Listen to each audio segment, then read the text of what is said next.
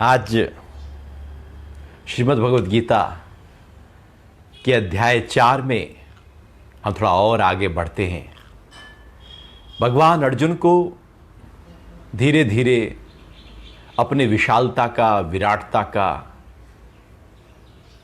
जो स्वरूप है उसका वर्णन कर रहे हैं। तो भगवान आगे कहते हैं, इससे पहले हम पहला और दूसरा श्लोक अध्याय 4 का उसकी चर्चा करके आ चुके हैं। भगवान कह रहे हैं कि क्योंकि तू मेरा भक्त और सखा है, इसलिए आज मैंने परम रहस्य वाले इस पुरातन योग का ज्ञान तुझे बताया है। भगवान कह रहे हैं क्योंकि तू मेरा परम भक्त और सखा है, इसलिए मैंने तुझे इस रहस्यमय ज्ञान को तुझे आज बताया है। असलियत में यहां पर भगवान भक्त की बात कर रहे हैं, सखा की बात कर रहे हैं और अर्जुन को अपने लेवल पर लेकर आ रहे हैं। दो शब्दों का प्रयोग भगवान ने किया, भक्त और सखा।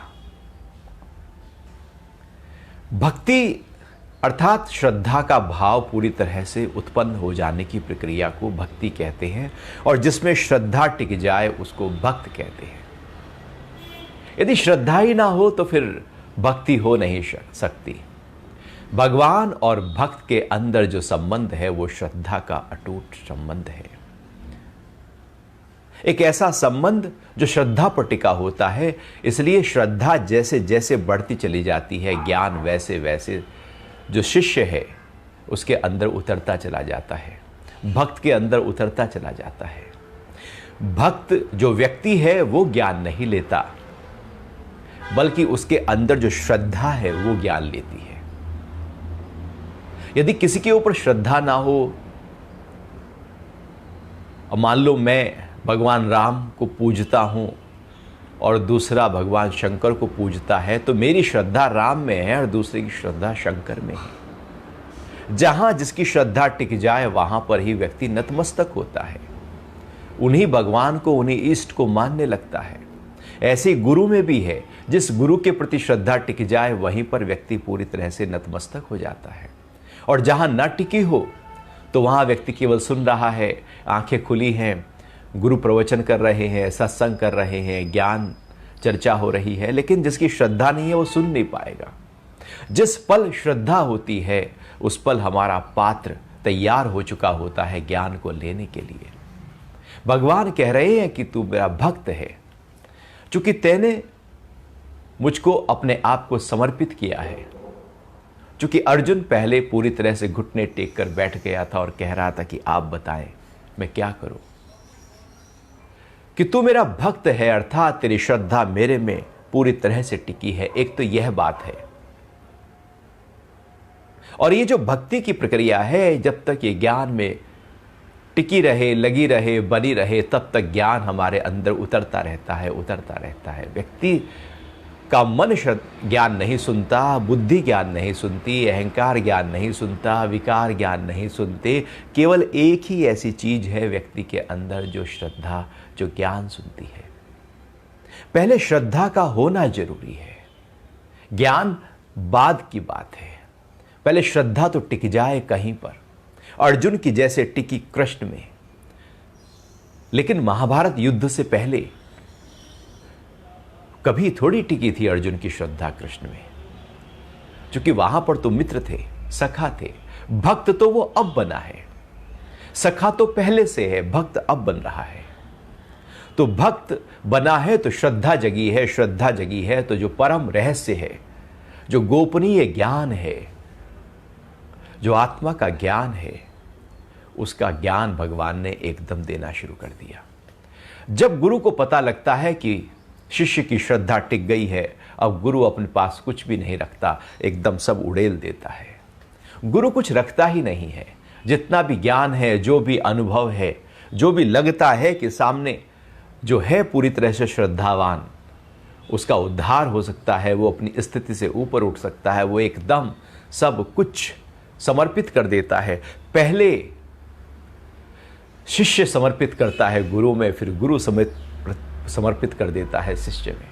पहला स्टेप जो है वो भक्त से आता है, दूसरा स्टेप भगवान से आ जाता है। पहले हम अपनी बाल्टी को उल्टा करते हैं, दूसरा पानी उसमें भर जाता है।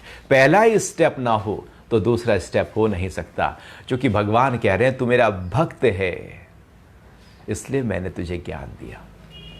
और दूसरी बात कह रहे हैं कि तू सखा है। अब यहां पर बड़े मजे की बात भी है, सोचने की बात भी है कि सखा, आखिर सखा क्यों कह रहे हैं भगवान? अभी तो ज्ञान का आदान प्रदान चल रहा है और एक तरफ भक्त की बात हो रही है, शिष्य की बात हो रही है, अब सखा की बात भी कर रहे हैं। असलियत में किसी को अपने चेतना के लेवल पर लाने के लिए, एकदम साथ करने के लिए मित्र, सखा भाव होना बहुत जरूरी है। मित्रता में पूरी तरह से समता आ जाती है। गुरु और शिष्य के जो संबंध है वहां पर कहीं ना कहीं किसी ना किसी रूप में प्रारंभिक स्थिति में समता नहीं होती, लेकिन सखा के संबंध में समता बनी रहती है। इसलिए नारद भक्ति सूत्र में जो नवधा भक्ति की बात कही गई है कि भक्ति के 9 प्रकार हैं, वहां एक सखा भी है। और भगवान यहां पर सखा की बात कर रहे हैं कि तू मेरा सखा है। अर्थात जो मैं, जिस तरह से मैं, जहां से मैं बोल रहा हूं, तू भी धीरे से वहीं उसी मेरे लेवल पर आ जा। भगवान उसको हाथ पकड़कर खींच रहे हैं, उठा रहे हैं उसको। जैसे हम अपने दोस्त के गले में हाथ डालकर चलते हैं और फिर अपने दिल की बात करते हैं, भाई क्या चल रहा है आजकल, बताना दुनिया में, बताना तेरे घर में क्या चल रहा है और मन में क्या चल रहा है। तो जैसे ही मित्रवत व्यवहार किया जाता है और याद दिलाया जाता है कि तू मेरा मित्र है, तू मेरा सखा है, अरे तू तो लंगोटिया है, कुछ बताना दिल की। तो जैसे ही वो याद दिलाया जाता है कि लंगोटिया है, सखा है, मित्र है, दोस्त है, तो व्यक्ति अपने दिल की बात खोल देता है या उसके लेवल पर आने लगता है। एक दूसरे को इस तरह से वो सहारा देते चले जाते हैं। जो नीचे होता है, मन की स्थिति में थोड़ा सा भी नीचे होता है, उसको ऊपर उठाने के लिए कहा जाता है, अरे कहां परेशान हो रहा है, तू तो ये था, तू तो वो था। एकदम उसको उस सखा के स्तर पर लाकर उसकी जो चेतना का स्तर है नीचे जो था उसको ऊपर लाया जाता है। भगवान देख रहे हैं कि मैंने इतना आश्चर्यवत ज्ञान इसको दे दिया कि मैंने ये ज्ञान सूर्य को दिया था, ये परंपरा से चला आ रहा है, इतनी ऊंची बात मैंने इसको कह दी। अगर ये नहीं समझ पाया तो बेकार हो जाएगा। ऐसा तो नहीं कि ये थोड़ा ऐसे इसके ऊपर से बात निकल जाए सारी, तो इसको अपने लेवल पर तो लाऊं, थोड़ा सा इसको रिलैक्स तो करूं। ये आराम में लाने की प्रक्रिया है। एकदम जो बातचीत है, जो संवाद है, उसको बनाए रखने के लिए सखा का प्रयोग बहुत ही अच्छा होता है। किसी से भी आप बातचीत को और आगे बढ़ाना चाहते हैं तो उसको मित्र की तरह व्यवहार करना शुरू कर दीजिए। बातचीत को थामना हो तो उसको फिर कुछ और समझ लीजिए। बच्चे से भी बातचीत लंबी करनी हो तो बच्चे को अपना मित्र बना लो। वृद्ध से करनी हो, वृद्ध को मित्र बना, मित्रवत व्यवहार करना शुरू कर दें तो बातचीत लंबी हो सकती है। एक संवाद ठहर सकता है, टिक सकता है और संवाद आगे बढ़ सकता है। ये ज्ञान का संवाद आगे बढ़ता रहे, इसलिए भगवान सखा कह रहे हैं। जो ज्ञान दिया है वो पूरी तरह से उसके अंदर उतर जाए, इसके लिए वो भक्त कह रहे हैं। और वो अपने अंदर की बात थोड़ा बोले, ऐसा नहीं कि वो अंदर दबाकर बैठ जाए, ऐसे सप्रेस हो जाए, वो कहे कि अरे ये तो इतनी ऊंची ऊंची बातें कर रहे हैं, चलो ठीक है ना, और चुप होके शांत होके व्यक्ति, ऐसे ही होता है। गुरु के पास शिष्य जाते हैं और वहाँ पर वो प्रश्न, गुरु कहते हैं प्रश्न कीजिए, कोई प्रश्न मन में हो तो।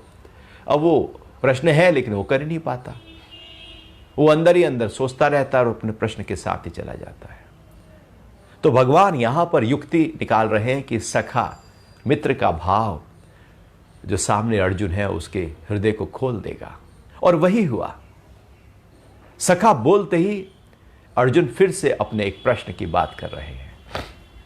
तो भगवान कह रहे हैं कि क्योंकि तू मेरा भक्त और सखा है,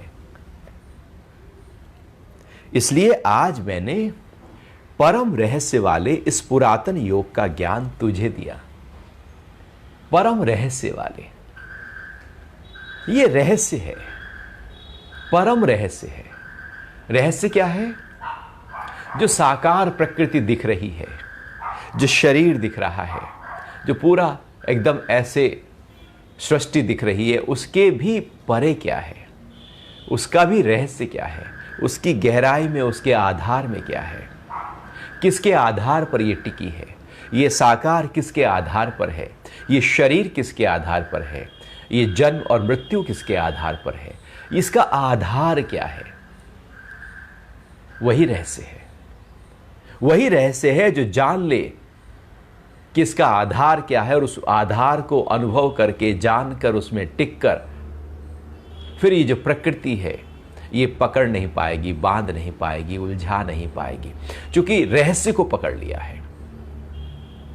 ऐसे ही जैसे कि एक गणित के फॉर्मूले को हमने अच्छी तरह से समझ लिया हो, अब उस तरह के जैसे कितने भी प्रश्न क्यों ना आ जाएं, वो फॉर्मूला लगाते ही आप एकदम उसका समाधान आपके सामने प्रकट हो जाएगा, क्योंकि आपने उसके रहस्य को समझ लिया है। जब किसी चीज के रहस्य को समझ लेते हैं तो वो चीज उलझाती नहीं है, फंसाती नहीं है, अटकाती नहीं है।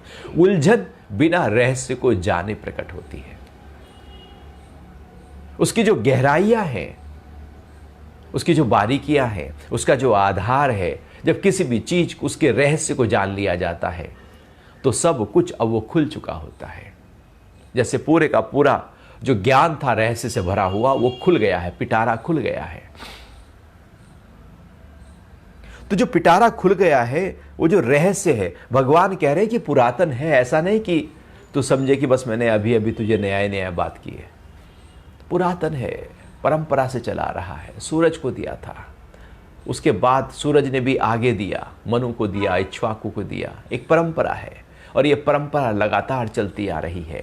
यही पुरातन, यही सनातन, अर्थात जो कभी क्षीण नहीं हुआ, कभी खोया नहीं, लुप्त नहीं हुआ, रहा, भले कम ज्यादे में रहा, लेकिन रहा। पुरातन है, सनातन है बस।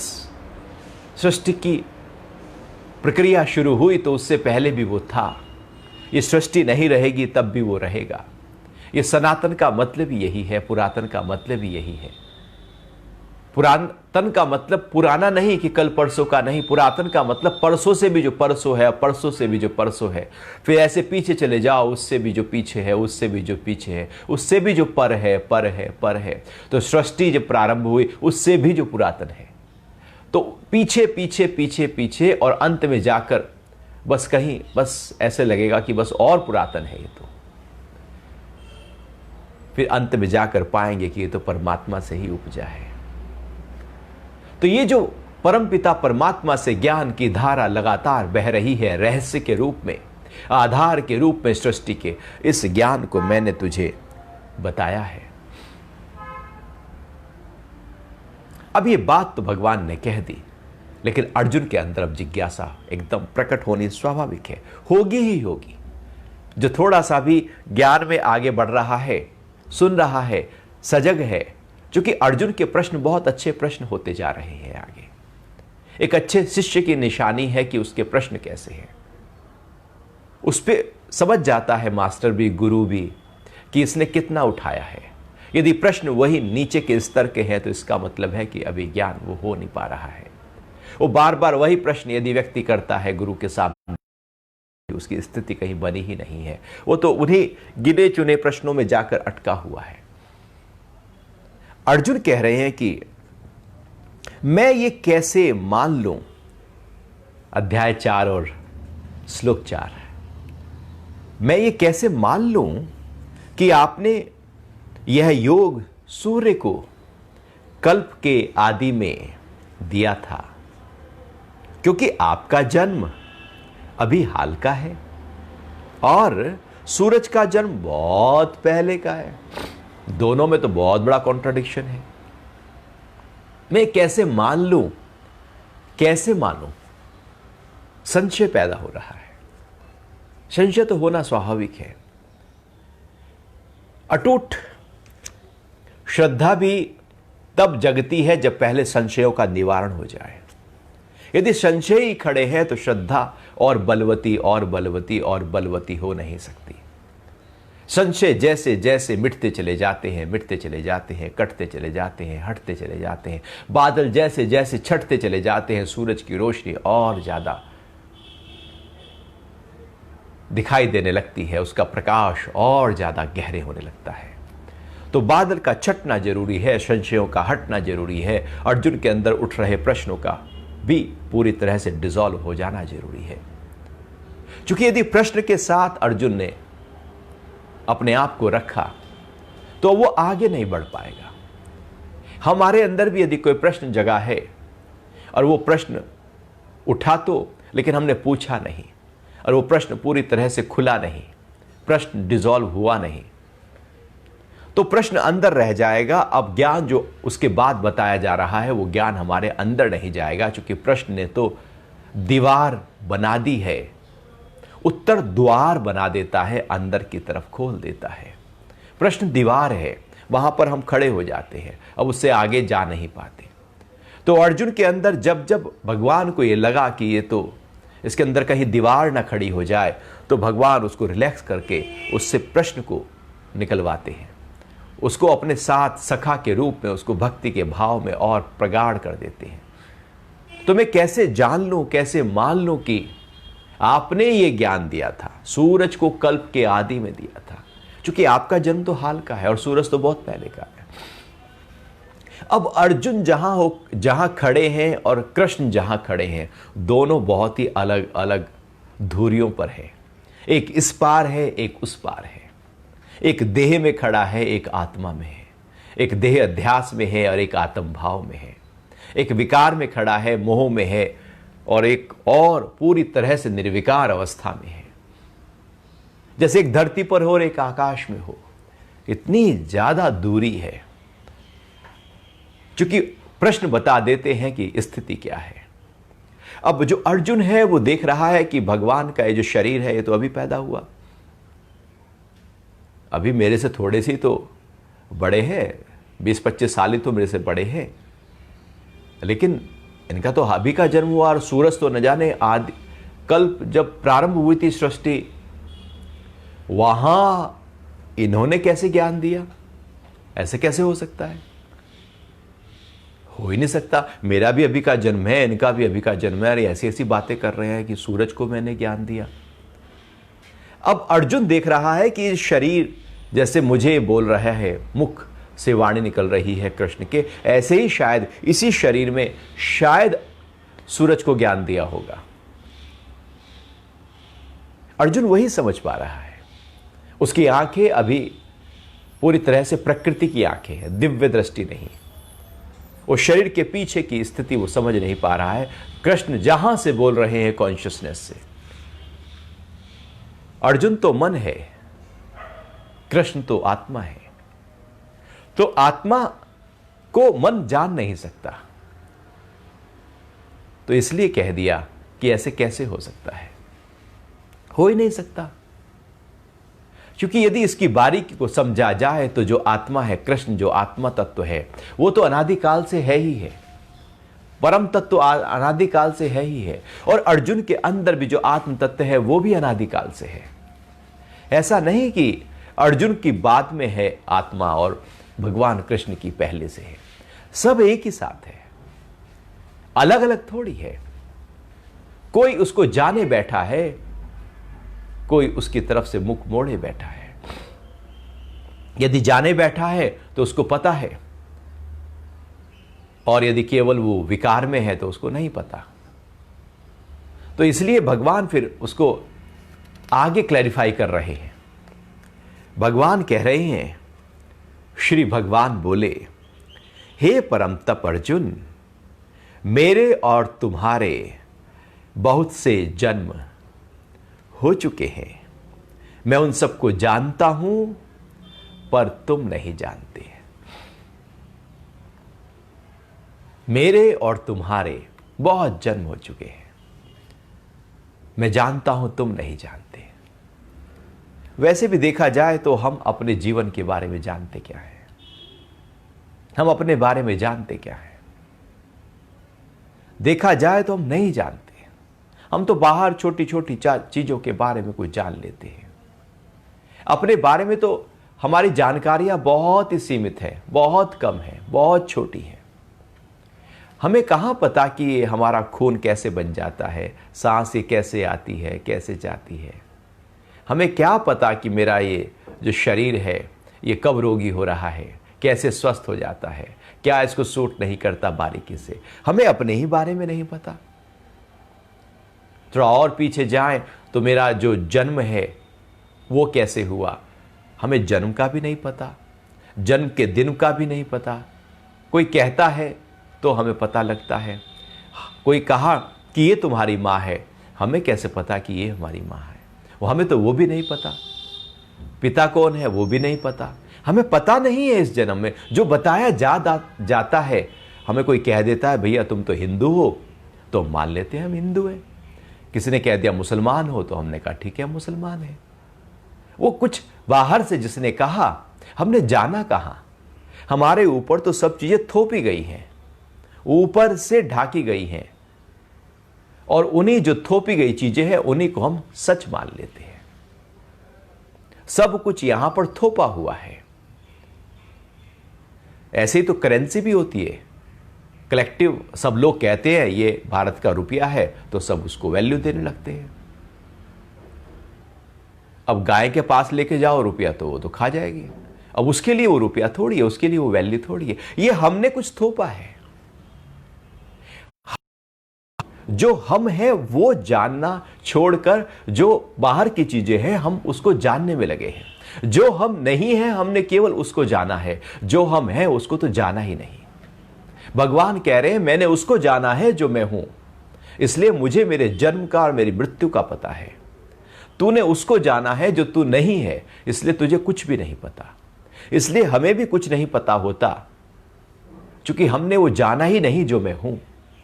हमें तो केवल वो बताया गया ये तुम्हारा नाम है, ये नाम है, तुम स्त्री हो, तुम पुरुष हो, तुम अमीर हो, तुम गरीब हो, तुम काले हो, तुम गिटके हो, तुम लंबे हो, तुम मोटे हो, तुम बुद्धि वाले हो, तुम चतुर हो, चालाक हो। पता नहीं कुछ बाहर से सब बताते रहते हैं, और हम उसको अपने साथ में जोड़ते हुए प्रसन्न होते रहते हैं, और उसके ऊपर लेयर लेयर लेयर इकट्ठा करते रहते हैं। जो नहीं है उसका पुलिंदा बांध लेते हैं और कहते हैं ये मैं हूं।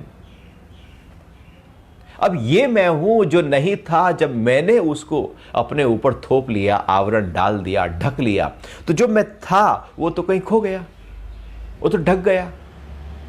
मैंने तो ढक दिया, समाज ने ढक दिया, परवरिश ने ढक दिया, सिखाने वालों ने ढक दिया, क्योंकि उनको भी ढका गया था, और ये लगातार ढकाई चला जा रहा है। और फिर हम जो ढक जाता है उसको भुला देते हैं, पता ही नहीं लगता।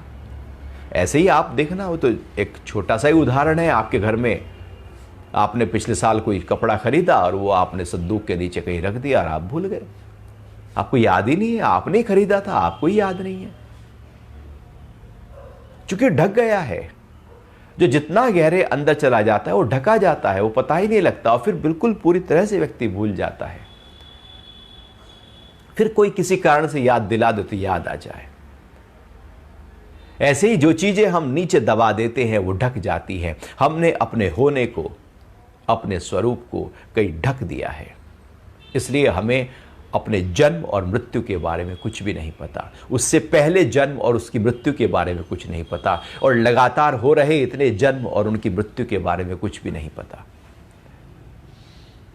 जब व्यक्ति जन्म के बारे में जान जाता है तो वो उससे पहले की जन्म और मृत्यु के बारे में जान जाता है। आरंभ को जानकर उससे पहले जो अंत था उसको जाना जा सकता है। हम आरंभ, इस जीवन के आरंभ को ही नहीं, उसे ही हम भुलाए बैठे हैं, झुटलाए बैठे हैं, पता ही नहीं है। तो इसलिए हमें पता ही नहीं है, पता ही नहीं है कि पहले जन्म क्या था। तो भगवान कह रहे हैं कि मुझे पता है, तुझे पता नहीं। तेरे और मेरे बहुत जन्म हो चुके हैं, और ये शरीर की जो प्रक्रियाएं हैं ये तो चलती रहती है। शरीर बनता रहता है, जन्म लेता रहता है, मरता रहता है, जन्म ले लेता है, मरता रहता है, चलता रहता है। समुद्र में बुलबुला उठता है, पानी में समा जाता है। कुम्हार एक घड़ा बनाता है, घड़ा टूटकर फिर मिट्टी बन जाता है। सुनार एक आभूषण बनाता है, आभूषण फिर टूट जाता है, फिर सोना बन जाता है। तो वो तो फिर से जल जल में मिलेगा ही मिलेगा, हवा हवा में मिल ही जाएगी, वो तो अपने मूल तत्व में मिल ही जाएगा। ये शरीर भी प्रकृति से बना है, फिर मिट जाएगा, फिर बन जाएगा, फिर मिट जाएगा। इसका होना, इसका बनना, इसका होना, फिर मिट जाना, ये सिलसिला लगातार चलता रहता है, चलता रहता है। ये तो चलता ही रहेगा। यदि हमने अपने आप को इस होने में जोड़ लिया और फिर यहाँ जो विकार है, जो इच्छाएं हैं, जो वासनाएं हैं, उससे प्रेरित होकर जीवन जीने लगे, तो ये जो होना था ये हमें बांध लेगा। और यदि इसको हमने, जो जीवन था, इसको साक्षी होकर देखा, इसके होने को देखा, जन्मने को देखा, इसके होने को देखा, इसके मरने को देखा, हम साक्षी रहे, इसको देखते रहे कि शरीर ने जन्म लिया और सब कुछ शरीर के साथ में सुख दुख मान अपमान लाभ हानि हुआ और समय आया शरीर खत्म हुआ। मैं जू का त्यों खड़ा हूं, मैं खड़ा हूं जू का त्यों और देख रहा हूं शरीर की सारी क्रियाओं को। ऐसे ही करके न जाने कितने जन्म इस शरीर के हुए, मैं देख रहा हूं। ऐसे कुम्हार देखता रहता है, न जाने कितने घड़े बने हैं, फिर टूटे हैं, मट्टी फिर बनी है, फिर से घड़ा बन गया। सुनार देखता रहता है, सोना वही है, आभूषण के बदलाव को देखता रहता है। हम भी किनारे पर खड़े हुए देखते रहते हैं लहरों के आने और लहरों के जाने को। लहरें आई, बहुत ऊंची थी, छोटी थी, बड़ी थी। ऐसी समझो कि बड़ी लहर एक अमीर लहर है, एक अमीर व्यक्ति है, और छोटी लहर एक गरीब सी है, बुलबुला एक गरीब सा है। दोनों ही मिल जाएगी उस पानी में, बड़ी हो या छोटी, बुलबुला हो या बहुत ज्वार भाटा, वो सब खत्म हो जाएगा। चूंकि पानी तो है, पानी के अलावा तो कुछ भी नहीं। एक देख रहा है साक्षी होकर और एक उसी का ही रूप बना बैठा है। अर्जुन उसका रूप बना बैठा है और कृष्ण उसके साक्षी हैं। कृष्ण साक्षी हैं तो उनको पता है कि कब ये शरीर बना और कब टूटा, फिर बना, फिर टूटा, फिर बना, फिर टूटा। लगातार ये प्रक्रिया चलती चली गई, चलती चली गई, बनता गया, टूटता गया, बनता गया, टूटता गया। मैं देख रहा था साक्षी होकर, कृष्ण भगवान कह रहे हैं, जन्म को मृत्यु को, जन्म को मृत्यु को, जन्म को। चूंकि मैं तो मरा ही नहीं, मैं तो अमर हूं। ये शरीर जन्मा, शरीर मरा, शरीर ही जन्मता है, शरीर ही टूट जाता है। 5 तत्वों से इकट्ठा होकर प्राण के साथ लेकर ये पैदा हो जाता है और वो सब अलग अलग हो जाते हैं, तो ये बिखर जाता है। मैं जो हूं वो जू का त्यों खड़ा हूं। जैसे एक रास्ता है और वहां पर एक स्ट्रीट लाइट लगी हुई है, तो जो स्ट्रीट लाइट है वो जू की त्यों वैसी चमकती रहती है, जलती रहती है। अब उसके नीचे बहुत कुछ होता रहता है, बहुत लोग आते रहते हैं, जाते रहते हैं। कोई दुखियारा भी आया, खुशियारा भी आया, कोई परेशान भी है, कोई डोली भी जा रही है, कोई अर्थी जा रही है, राजा की सवारी जा रही है, फिर राजा की अर्थी भी जा रही है। अब ऐसा थोड़ी है कि वो जो रोशनी है वो कहती कि अरे ये तो राजा साहब जा रहे हैं, थोड़ी सी रोशनी थोड़ा ज़्यादा चमक जाऊं। अरे राजा की अर्थी जा रही है, थोड़ी रोशनी कम कर लूं। वो रोशनी जू की त्यों है, वो साक्षी है सारे क्रियाकलापों के। जैसे हम बैठ जाएं और देखें आकाश में उड़ते हुए काले पक्षियों को, सफ़ेद पक्षियों को, हरे तोतों को, रंग बिरंगे पक्षियों को, वो आ रहे हैं, जा रहे हैं, मैं झुकाती हूँ। मैं देख रहा हूँ बादलों के आने को और जाने को, मैं झुकाती हूँ। जैसे सड़क पर खड़े होकर, चौराहे पर खड़े होकर आप देख रहे हैं लोग आ रहे हैं, जा रहे हैं, आ रहे हैं, जा रहे हैं, आप झुके त्यों खड़े हैं। भगवान ऐसे ही कह रहे हैं कि मैं जू का त्यों खड़ा था। ये शरीर जन्मा मरा, जन्मा मरा, जन्मा मरा, ये सिलसिला होता गया, होता गया। तेरा भी ऐसे ही चलता रहा, मेरा भी ऐसे ही चलता रहा। मैं साक्षी खड़ा रहा तो उसमें रमता रहा। इसलिए तुझे नहीं पता, मुझे पता है कि कहां से प्रारंभ हुआ था शरीर का और कैसे प्रक्रिया लगातार चलती आ रही है। तो तेरे और मेरे अनेक जन्म हो चुके हैं, तू नहीं जानता, मैं जानता हूं, क्योंकि भगवान ने जन्म को जान लिया है। आप मृत्यु को जान लो तो जन्म को जान सकते हो, जन्म को जान लो तो मृत्यु को जान सकते हो, और जन्म मृत्यु को जान लो तो पूर्व के सारे जन्मों को जान सकते हो। हम ना मृत्यु को जान सकते हैं, जान पाते हैं। लोग कहते हैं कि मरते हैं, इसलिए हमें पता है कि मरते हैं, इसलिए हम डरते हैं। अपनी मृत्यु को हमने आखिर कब जाना? अपनी मृत्यु को यदि जान लिया तो अमर हो गए, फिर मृत्यु नहीं रही। जिस चीज को जान लेते हैं उसका डर नहीं रहता। जब तक उसे जाना नहीं तब तक ही तो डर है। यदि जान लिया तो बात बन गई। मृत्यु को जान लो तो अगले जन्म को जान लोगे, जन्म को जान लिया तो मृत्यु को जान लोगे। और ये दोनों जानने की प्रक्रिया आत्म भाव से आती है, अमरता से आती है। फिर शरीर जन्म ले ना ले मुझे परवाह नहीं। वो जन्म लेना होगा ले लेगा, नहीं लेना होगा नहीं लेगा, वो तो प्रकृति का हिस्सा है, उसमें मेरा क्या। मैं तो हूं ही उसी भाव में, मुक्त भाव में। शरीर है तो भी मुक्त हूं, ना है तो भी मुक्त हूं। ऐसा नहीं कि शरीर जन्म नहीं लेगा तो मुक्त हूं। भगवान कृष्ण मुक्त ही तो हैं, बुद्ध मुक्त ही तो है, महावीर मुक्त ही तो है, मुक्त ही तो है। शरीर है लेकिन मुक्त है, क्योंकि शरीर के प्रति वासना नहीं, इच्छा नहीं, विकार नहीं, ऐसे जगत की प्रति हमारा वो रुझाव नहीं, अपने साथ जुड़े हुए हैं। तो शरीर है या नहीं है, भगवान भी वही कह रहे हैं कि मैंने भी इतने सारे जन्म हुए हैं, मैं किसी जन्म में किसी शरीर में बंधा नहीं। तू बनता रहा इसलिए तू भूल गया, सब भूल गया। साथ साथ चला था सिलसिला, मैं अवेयर रहा तो भूलता गया, मैं अवेयर बना रहा तो भूलता गया। और ये भूलने की प्रक्रिया से तेने तुझको अपने आप से दूर कर दिया। मैं अपने आप से जुड़ा रहा, सृष्टि के आरंभ से जानता रहा अपने आप को, तू भूल गया, इसलिए दूर होता चला गया, दूर होता चला गया।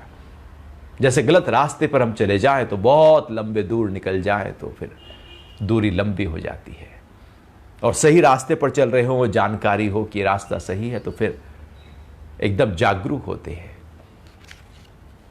तो भगवान यहां पर उसकी ही बात कर रहे हैं, कृष्ण की और अर्जुन के अंतर की बात कर रहे हैं। कॉन्शियसनेस और बॉडी कॉन्शियसनेस की बात कर रहे हैं। बॉडी कॉन्शियसनेस का मतलब है कि जो जन्म और मृत्यु को नहीं जानता। कॉन्शियसनेस का मतलब है जो दोनों में जू का त्यों खड़ा है, अड़िग है, जो जान रहा है अपने पल पल के सारे क्रियाकलापों को, सारे कर्मों को, सारे कृत्यों को जान रहा है, जो केवल जागृत अवस्था में है, कभी सुप्त हुआ ही नहीं, सोया ही नहीं। आत्मा जागृत है, वो जागृत है, लगातार जागृत है। कृष्ण का मतलब है कि जब पूरी तरह से हम आत्म भाव में टिके रहें, वो अवस्था कृष्ण कहलाती है। और यदि हम भी उसी आत्म भाव में लगातार टिके रहें तो वही अवस्था हमारी कृष्ण की अवस्था है। लेकिन यदि हम सोए हैं, हम केवल शरीर की बात कर रहे हैं, हम मोह में हैं, लोभ में हैं, तो फिर वो अवस्था अर्जुन की अवस्था है, जो अभी अर्जुन की अवस्था है।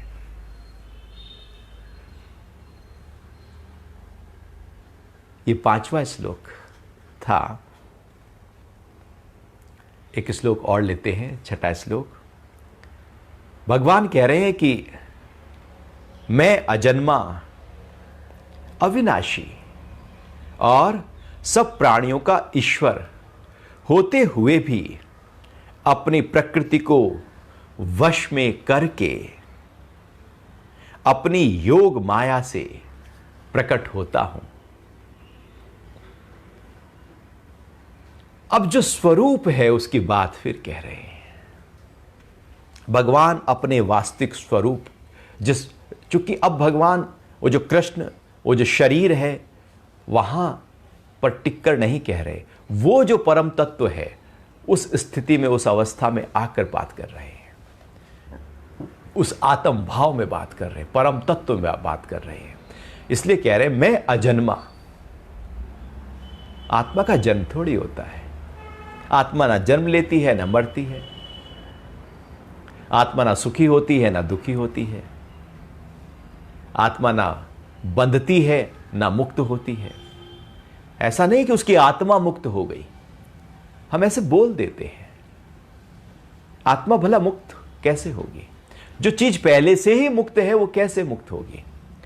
आत्मा आकाश की तरह विशाल है, भला बंधन में आ सकती है? क्या बांधेगा? कौन सी रस्सी है ऐसी जो उस आत्मा को बांध सकती है? इतनी विशाल जो है, जो ब्रह्मांड को भी अपने आगोश में लिए हुए है, उसको कौन बांधेगा? तो आत्मा ऐसे पूरी तरह से विशाल है, अजन्मा है। भगवान उसी विशालता में आकर कह रहे हैं मैं अजन्मा हूं। परमात्मा जन्म थोड़ी लेते हैं, जब लेते हैं तो कैसे लेते हैं उसकी बात नहीं कर रहे हैं। मैं अजन्मा हूं, अविनाशी हूं, विनाश नहीं होता। जन्म और नाश प्रकृति में होता है।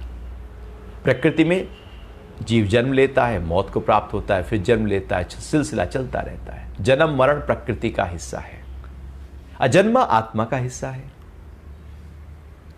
दो धाराएं हैं, एक प्रकृति की, एक पुरुष की। पुरुष मतलब आत्म तत्व। यदि हम प्रकृति की धारा में बैठे हैं तो सारे दुख सुख, सारे काम क्रोध लोभ मोह राग द्वेष बंधन जन्म मृत्यु, वो सब उस धारा में चलेगा। और एक दूसरी धारा है जो परमात्मा की धारा है, आत्मा की धारा है। वो अजन्मा है, अविनाशी है, सत्य है, नित्य है, पुरातन है, न जल सकता है, न गल सकता है, न नष्ट हो सकता है। वो एक अनूठी, एक वास्तविकता में जो हमारा स्वरूप है वो है। भगवान उसी स्वरूप की बात कर रहे हैं और कह रहे हैं कि मैं अजन्मा हूं और अविनाशी हूं, मेरा नाश नहीं हुआ। जब से सूर्य को मैंने ज्ञान दिया था कल्प के आदि में, सृष्टि के आरंभ में, तब से मैं जू का त्यों चला रहा हूं। रत्ती भर भी, जरा सा भी, लेश मात्र भी मेरे अंदर कुछ क्षय नहीं हुआ, नाश नहीं हुआ, कुछ डेटोरिएट नहीं हुआ, कुछ परिवर्तित नहीं हुआ। वो जू का त्यों है, जैसे था वैसे है। प्रकृति में ऐसी कोई चीज नहीं जो जू की त्यों रह जाए, क्योंकि उसका आधार ही तीन गुण हैं। वो तीन गुण जो हिलते रहते हैं और हलचल परिवर्तन देती है। जहां गति होती है वहां परिवर्तन होता है। तो भगवान कह रहे मैं अविनाशी हूं। जब सृष्टि के आरंभ में जो ज्ञान दिया था, मैं जू का त्यों वैसे ही लगातार उसी ही प्रवाह से बह रहा हूं। जरा सा भी कुछ परिवर्तन हुआ नहीं है, परिवर्तन हुआ ही नहीं है। और आगे भगवान कह रहे हैं कि सब प्राणियों का ईश्वर होते हुए भी, प्राणियों का ईश्वर मतलब जहां से सब जीवधारी प्राणी उत्पन्न हुए हैं। परमात्मा के अंदर भाव उठा कि मैं एक हूं और अनेक हो जाऊं। उपनिषद का उद्घोष है कि एको हम बहुश्याम। मैं एक हूं और अनेक रूपों में प्रकट हो जाऊं। तो ये भाव, ये संकल्प जब उठा तो ये संकल्प ही धीरे धीरे सृष्टि की प्रक्रिया होती चली गई। सब कुछ धीरे धीरे बनता, प्रकाश के माध्यम से सब कुछ बनता चला गया। अर्थात परमात्मा से ही तो सब उपजा। ये सृष्टि बनी, प्रकृति बनी, धरती बनी, जीव बने, जंतु बने, पशु बने, पक्षी बने, सब हम बने, मनुष्य बने, सब कहां से बने? परमात्मा से आए। तो जब जहां से आए हैं वही तो ईश्वर हुआ। ईश्वर मतलब कि जहां से हम आए हैं, ओरिजिन जहां से हुआ है, उसे ईश्वर कहते हैं। तो भगवान कह रहे हैं कि मैं सब प्राणियों का ईश्वर हूं, अर्थात परम पिता हूं। एक होता है पिता, एक होता है परम पिता। पिता और परम पिता में अंतर है। जैसे पिता, अब उसका भी पिता, ऐसे पिता पिता पिता पिता, सबका परम परम करते चले जाओ, अंत में जो मिलेगा वो ईश्वर होगा। मैं सब प्राणियों का ईश्वर हूं और अपनी प्रकृति को वश में करके अपनी योग माया से प्रकट होता हूं। अब दो बातें यहां पर और समझ लेनी होंगी। प्रकृति को वश में करके प्रकट होना और प्रकृति के वश में रहकर प्रकट होना। अक्सर हम प्रकृति के वश में रहते हैं और वश में रहकर जीवन जीते हैं। वश में रहकर ही हमने जन्म लिया और वश में रहकर ही मौत को प्राप्त हो जाते हैं। और यह प्रक्रिया जन्म मरण की चलती रहती है, चूंकि प्रकृति के वश में है हम। प्रकृति के वश में कैसे हैं? अब मान लियो आँख ने कहा कि ये रूप बहुत अच्छा है, चलो इसको और निहारते हैं और देखते हैं, और फिर कहा कि नहीं इसको पाने की कोशिश करते हैं, ये शब्द बहुत अच्छा है, इसको और सुनते हैं। तो हम धीरे धीरे क्या हो रहा है कि हम इंद्रियों के विषयों के वश में चले गए। मन में कोई ख्याल आया तो हम उसकी तरफ चले गए, तो मन के वश में हम हैं। मन हमारे वश में है या हम मन के वश में हैं? जो मन कहे वैसा हम करें तो मन के वश में है हम। जैसा हम कहे वैसा मन कहे तो मन हमारे वश में है। ऐसी बुद्धि, ऐसी अहंकार, ऐसी विकार, ऐसी वासना एक छोटी सी इच्छा के वश में है हम। एक छोटी सी इच्छा उठी नहीं कि हम लग जाते हैं उसके पीछे। भले वहां अपमान हो, अपकीर्ति हो, नुकसान हो, लेकिन वो इच्छा बस पूरी करनी है, क्योंकि इच्छा अब मेरी मालिक बनकर बैठ गई है। अब इच्छा के आधार पर मैं जीवन चला रहा हूं, नॉट कि मैं मालिक हूं। तो जब प्रकृति मेरे वश में है तो मैं मालिक हूं, और मैं प्रकृति के वश में हूं तो प्रकृति मालिक है। और जब प्रकृति मालिक है तो कर्म है और कर्म के फल हैं, संस्कार हैं और वासनाएं हैं, उनको भोगना है। पाप है और पुण्य है, और फिर नया जन्म है और उसमें भी वही भोगना है, फिर नया जन्म है। और ये जन्म मरण का सिलसिला लगातार है ही है यदि हम प्रकृति के वश में हैं। प्रकृति के वश में यदि हम हैं तो जन्म मरण लगातार चलता रहेगा, और एक जन्म बांध लेगा दूसरे जन्म से, फिर और बांध लेगा, एक जन्म के आधार पर फिर दूसरा जन्म, ऐसे लगातार। जैसे हम देखते हैं ना कि परमाणु 1 से 3 बनते हैं, 3 से 9, 9 से 27, ऐसे ही सिलसिला चलता चला जाता है। और हम ऐसे ही अनेक असंख्य अपने चित्त में संस्कारों को इकट्ठा कर लेते हैं। भगवान बिल्कुल अलग बात कर रहे हैं। भगवान कह रहे हैं कि इस प्रकृति को मैंने वश में किया है और अपनी योग माया से प्रकट हुआ हूं। अर्थात जब मैं प्रकट हुआ हूं तो 3 गुण मेरे वश में है। पृथ्वी, जल, अग्नि, वायु, आकाश, ये जो 5 तत्वों से बना हुआ ये शरीर है, ये मेरे वश में है। यहां ऐसा कुछ भी नहीं जो मेरे वश में नहीं।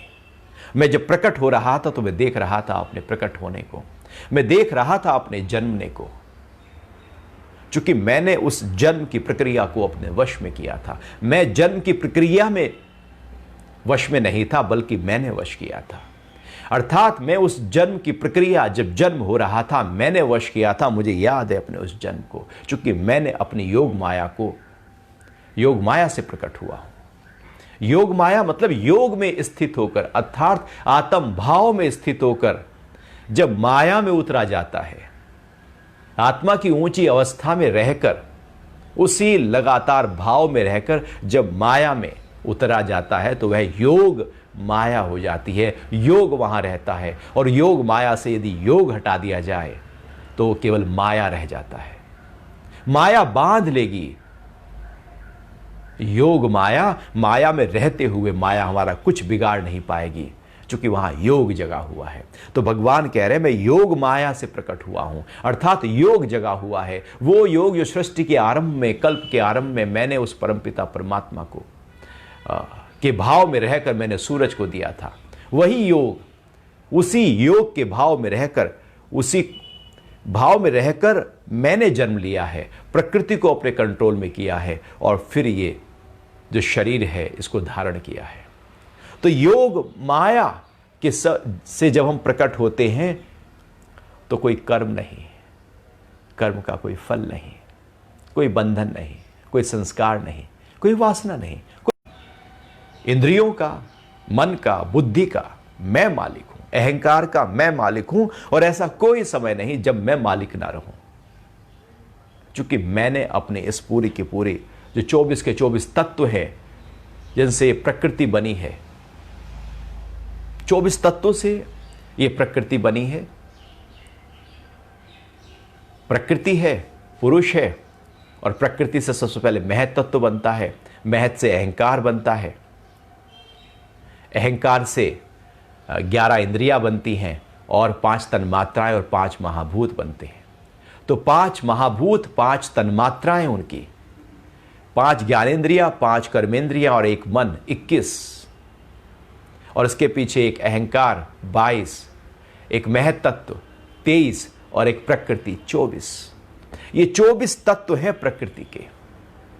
भगवान कह रहे हैं इन 24 के 24 तत्वों को मैंने अपने कंट्रोल में किया और फिर मैंने प्रकट हुआ। मैं मालिक बनकर प्रकट हुआ हूं, नौकर बनकर नहीं। जब प्रकट हो रहा था तब भी मालिक था और प्रकट होने से पहले भी मालिक ही था। मैं मालिक के भाव में प्रकट हुआ हूं।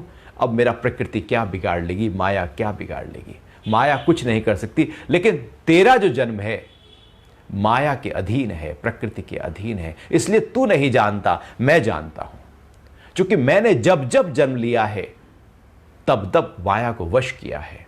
योग माया से प्रकट हुआ हूं, प्रकृति तब तब मेरे वश में रही है। इसलिए लगातार उस परंपरा को, उस प्रक्रिया को मैं जानता रहा हूं। क्योंकि मैं योग में ही रहा हूं, उस ही एक धारा को पकड़ा हुआ है मैंने, उसको छोड़ा ही नहीं है। जब जब जन्म लिया तब तब उस योग को पकड़ा हुआ है। माया में हूं लेकिन योग को पकड़ा हुआ है। योग को पकड़कर माया में जाने की प्रक्रिया, माया अपना प्रभाव हम पर नहीं दिखा पाती क्योंकि योग पकड़ा हुआ है। प्रकाश को पकड़कर जब अंधेरे में जाया जाता है तो अंधेरा मेरा कुछ बिगाड़ नहीं सकता, क्योंकि प्रकाश मेरे हाथ में है, रोशनी मेरे हाथ में है, टॉर्च मेरे साथ, दीपक मेरे साथ है। अब अंधेरा क्या कर लेगा मेरा? जहां प्रकाश होगा वहां अंधेरा रह नहीं सकता। जहां योग होगा वहां माया कुछ अपना कर नहीं सकती। माया तो वही अपना खेल दिखाती है जहां योग नहीं होता, और जहां योग नहीं होता माया जब खेल दिखाती है उसको भोग कहते हैं। माया को वश में करने की प्रक्रिया योग कहलाती है और माया वश में कर ले उस प्रक्रिया को भोग कहते हैं। एक है कि माया से ऊपर उठकर योग है, माया में रहकर, माया में उलझकर भोग है। तो भगवान योग माया की बात कर रहे हैं कि मैंने योग माया से अपने आप को प्रकट किया है। तो जब योग माया भगवान ने बताई और प्रकृति कि मैं अजन्मा हूं, अविनाशी और सब प्राणियों का ईश्वर होते हुए भी अपनी प्रकृति को वश में करके अपनी योग माया से प्रकट होता हूं।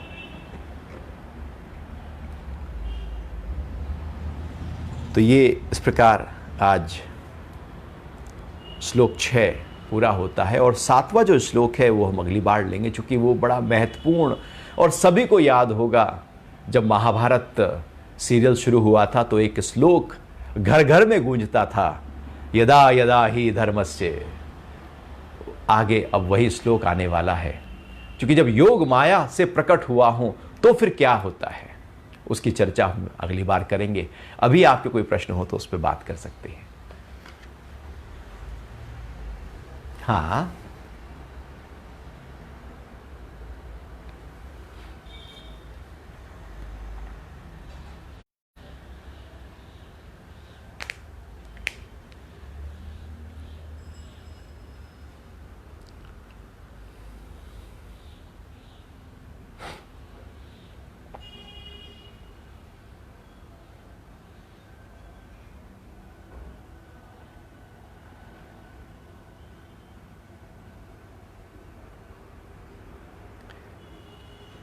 ज्ञान लेने और देने की प्रक्रिया श्रद्धा पर टिकी होती है। जिसके अंदर श्रद्धा होती है, जो नतमस्तक हो जाता है, जो समर्पित हो जाता है। भगवान ने अर्जुन को ही ज्ञान क्यों दिया, बाकी अन्य महारथियों को ज्ञान क्यों नहीं दिया? क्योंकि अर्जुन पूरी तरह से एकदम समर्पित हो गए थे। उससे पहले भगवान ने ज्ञान नहीं दिया। जब तक वो समर्पित नहीं हुआ तब तक ज्ञान नहीं दिया।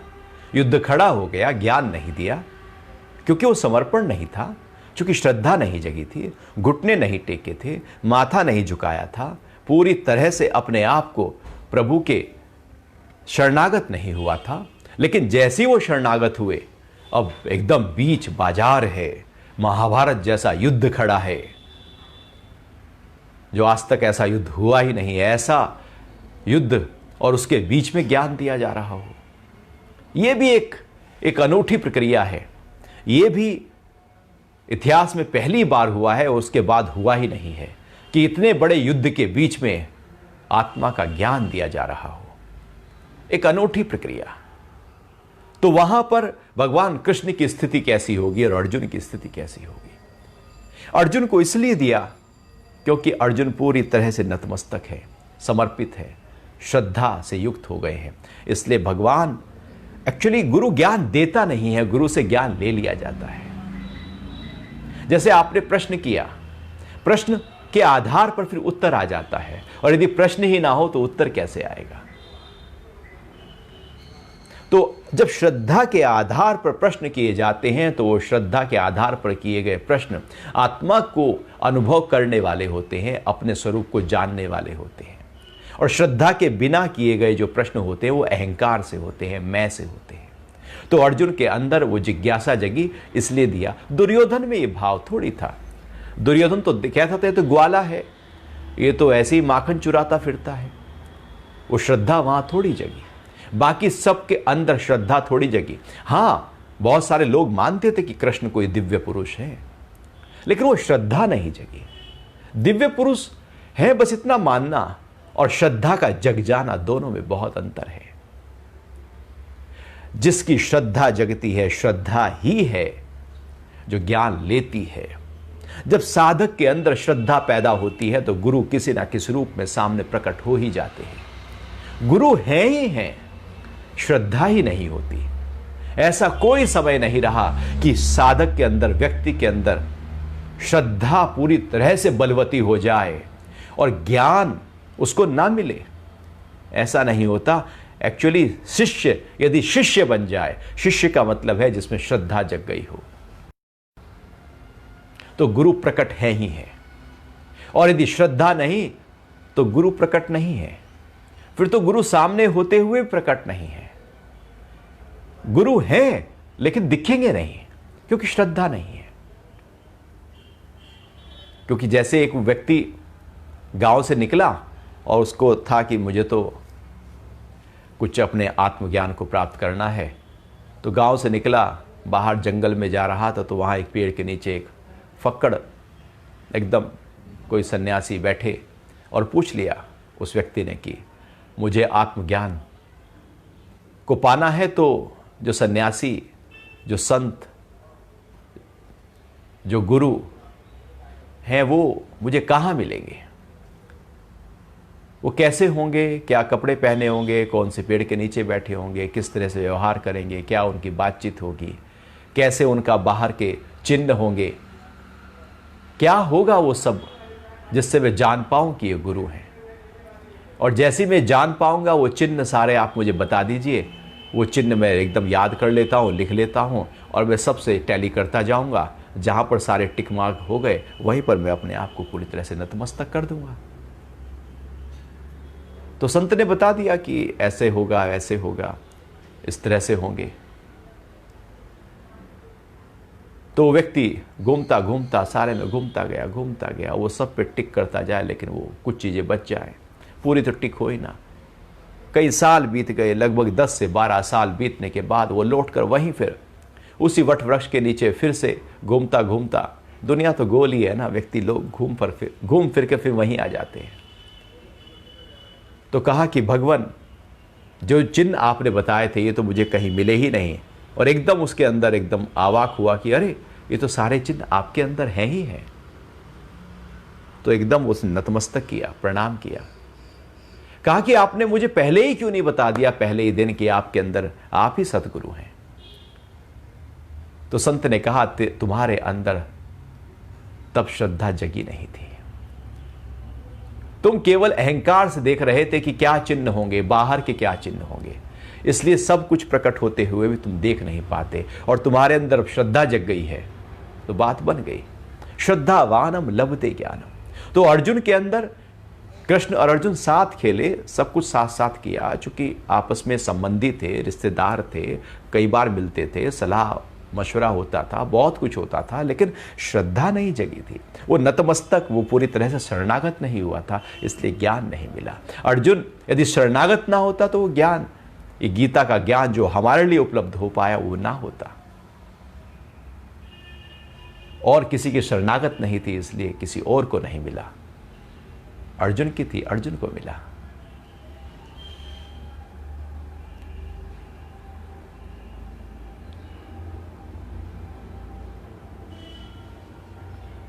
और कोई प्रश्न उठ रहा हो?